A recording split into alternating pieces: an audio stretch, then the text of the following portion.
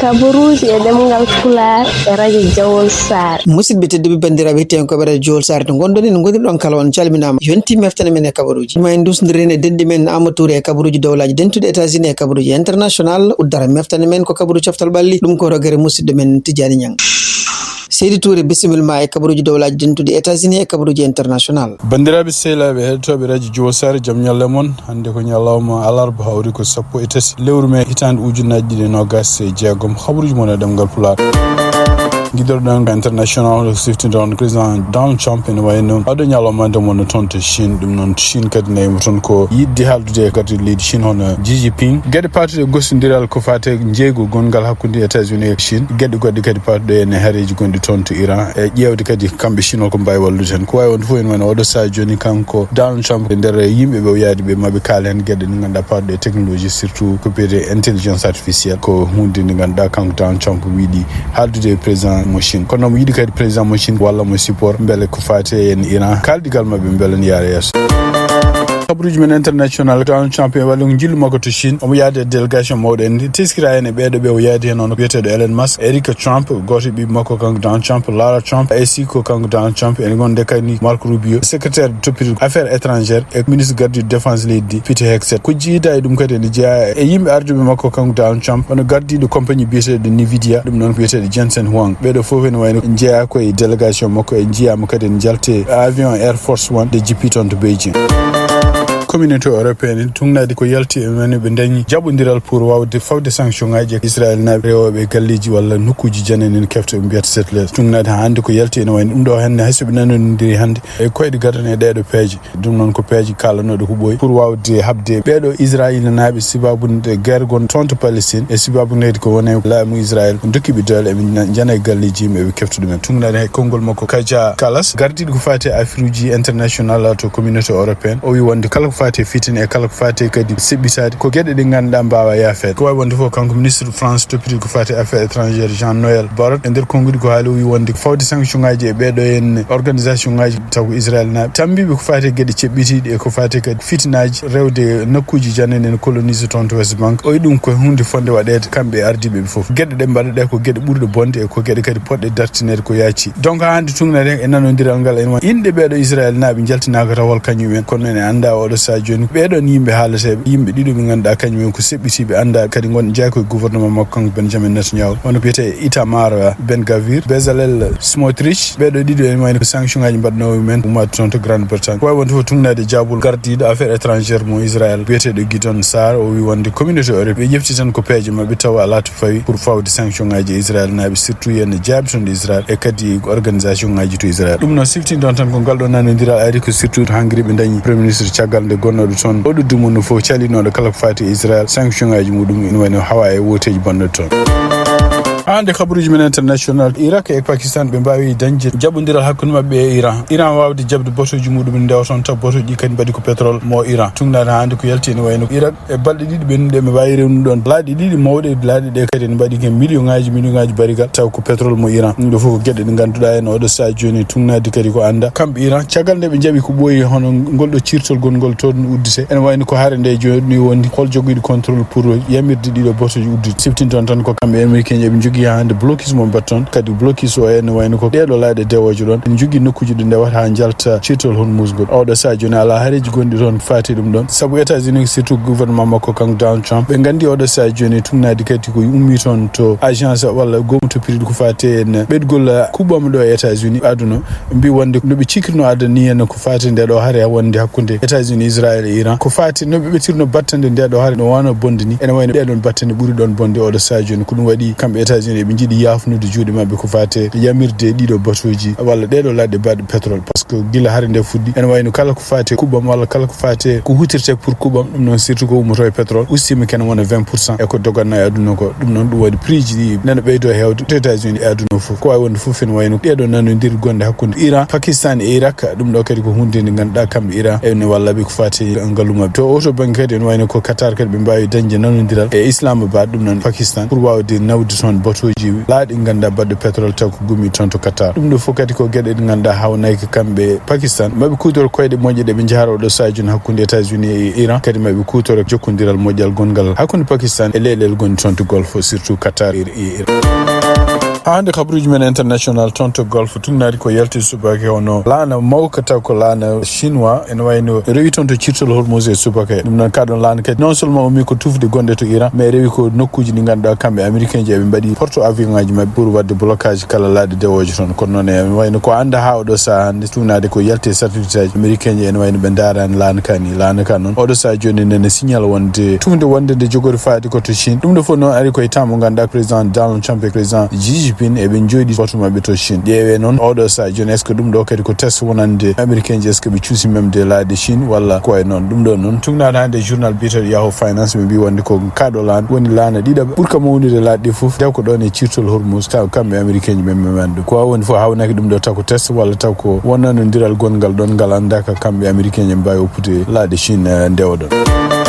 kabruji men man gartiren to États-Unis tunnadi ko winda e journal biyetedo politique on goto e beedo nyaawobe won ton to Cour suprême on biyetedo Ketanji Brown Jackson e der kongu daali wi wonde so tawi tan population américaine mbawi no doftade kala ko wiyete système judiciaire o do États-Unis dum non ko fati surtout Cour suprême o dum do ko hunde wawde wallude justice do États-Unis wona indépendant e wiide mako kadi kanko Ketanji Brown Jackson siftin don tan ko burdo wonde ciakiti no mede to Cour suprême lamu ancien président Joe Biden e der kongu daali wi wonde so tawi yimbe ganda no honno justice yidi wonde indépendant ko gede de wadade fof ko gede de ganduda en gede gonda ko won parti walla gonda ko won nokku hawnaki dum do kadi ma wa wallude on Cour suprême o wi kadi no wayno ko attaque walla continue no tonya kambe nyaawo won ton to Cour suprême be wayno ko tonje leydi États-Unis tugnara ande politique o kanko ke Ketanji Brown Jackson hay sino halani hayna do goto pour ko fate tonyobe walla jettobe Cour suprême en anda en wayno odo sajun kanko dan cham goto jogi odon jikku walla fuddi wadde dedon gede tuggitande Cour suprême be mbadi nyaawor mabbe mbi wonde ko tarif mo wadato dum non ko beydude kala ko faate fereje douane en jeegu e aduna fof kanko Dan Chambo wala don gonga gilli den kanko Dan Chambo wona jettobe dedo balde kadi yam kanko Dan Chambo am continue jattade kadi surtout kambe Cour suprême e surtout en biyetedo Gossip e biyetedo Kenny Barrett sibabun daminade wonde ko beedo dido mi manjalto e juge godi libéral pour wiide wonde ko kanko Dan Chambo wala gonga de wi wonde ko kala jibnaado hankay so tay jinnabu ngala kayitaji en wayno jomum fotani wonde citoyen dido kongudi kanko Ketanji Brown Jackson haldo dum ko politique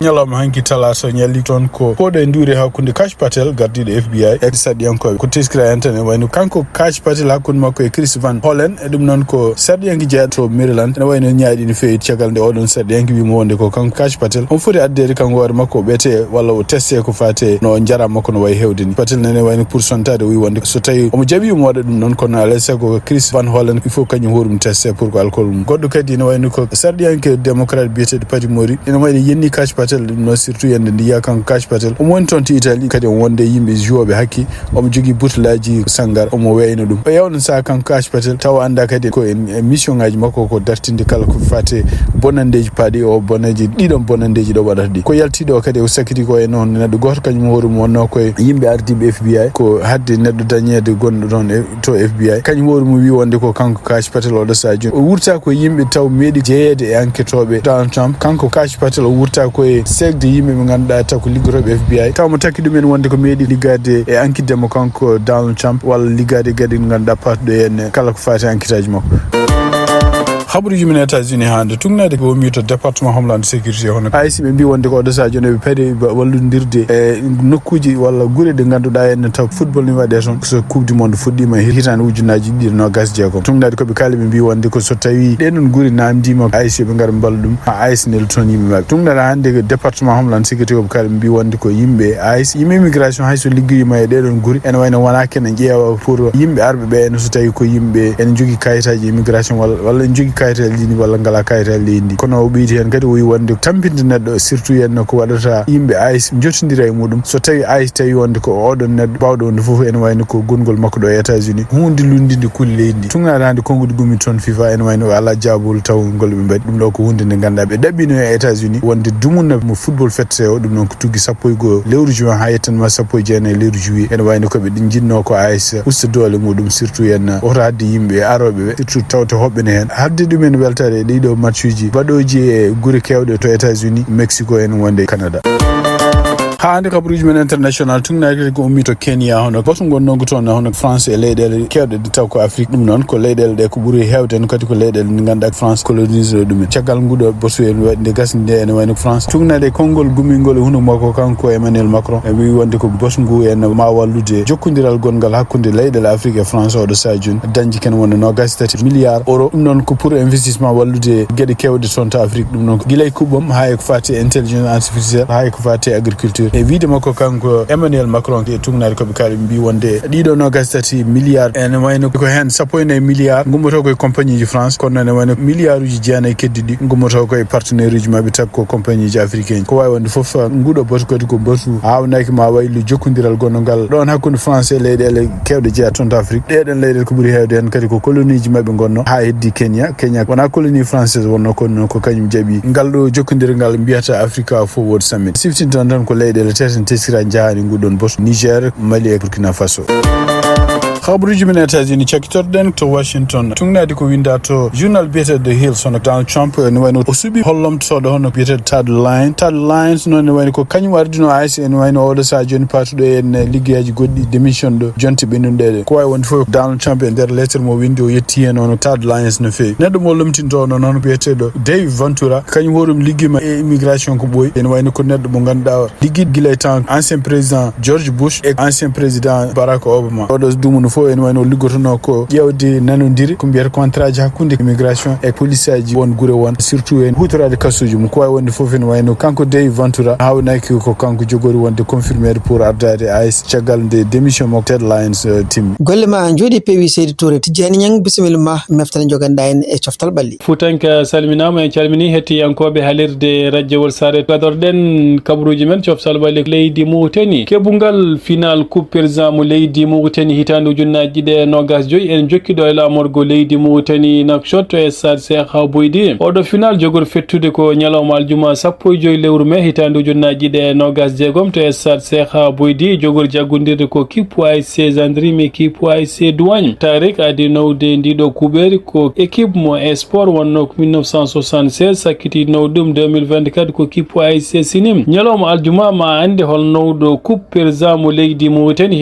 kippu Al Hilal mo Sudan no wi championnat mo leydi Rwanda kiyiɗe hande oɗo club en tawe hen do international mauritanien biteɗo Mohamed Salem e biteɗo Gesuma Fofana ñalawma janggo alkamis hono keblo kippu leydi France Didier Deschamps o yaltin liste équipe nationale mo leydi France coupe du monde hitande ujunnaji ɗe 26 tumnade jayde Esport TV mo Portugal ɓe kolliti hono kippu Porto woni koye ƴewde gam signinde hono attaquant FC Barcelone biteɗo Lewandowski Michael Carrick ene ɗamina kañum ɓuuri tumede gam wonde hono keblo kippu Manchester United nandiral heɓama hakkunde Emmanuel Neuer gardien mo Bayern de Munich ko fati prolongude contrat mum ha hitande ujunnaji ɗe 27 Paris Saint-Germain nowi kiiɗe hande 14e titre championnat mo leydi France caggal polgu mabɓe yesso kippu Lens taw ko loguiɗiɗe ndiga premier trophée championnat mo leydi France Paris Saint-Germain wonno ko 86 94 2013 2014 2015 2016 2018 2019 2020 2022 2023 2024 2025 2026